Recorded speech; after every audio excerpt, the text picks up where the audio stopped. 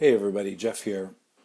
Recently I've been playing with this new distinction as I try to create more space in my time, in my schedule, in my day to create, and to be really clear and intentional about how I use my time. And then typically distinctions, there's two parts. In this particular distinction, it's got three parts.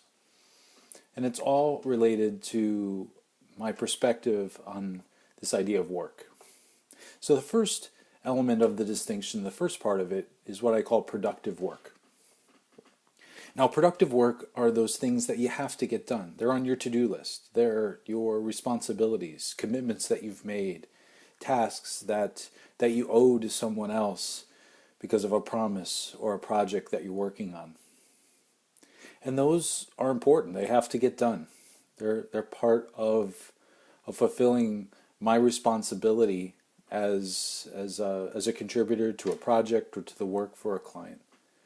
So that's the first part, productive work. The second part is where it gets really fun, and that's inspired work. Now, inspired work is the work that comes from that place of, obviously, inspiration. It comes from that deeper place of knowing what you want to do, what you want to create, and for me, it's what God is calling me to do in that moment. And inspired work, it doesn't necessarily have to be a huge, big deal. It could be writing something small. It could be making a phone call that I'm prompted to make. But it all comes from a source of inspiration. And then the last component of this three-part distinction is busy work. And busy work for me is when I'm trolling LinkedIn. It's when I'm scrolling through my inbox and seeing who I might or ought or should connect with or call. It's when I'm reaching. It's when I'm killing time. I found myself recently, after I got done with some productive work, sitting there trolling LinkedIn.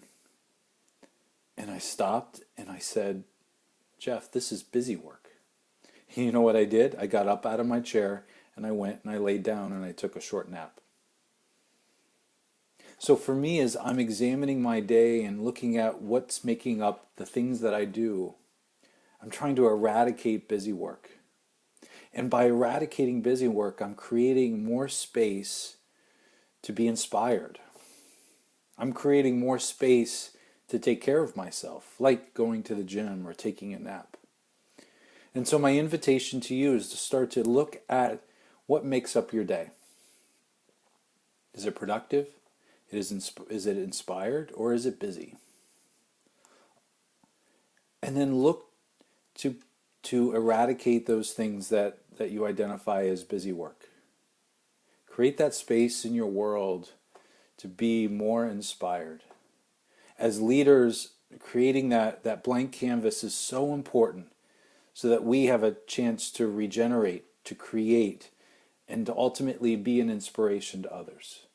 So let me know what you find as you play with this distinction and to see what you can create as you eradicate busy work. Take care.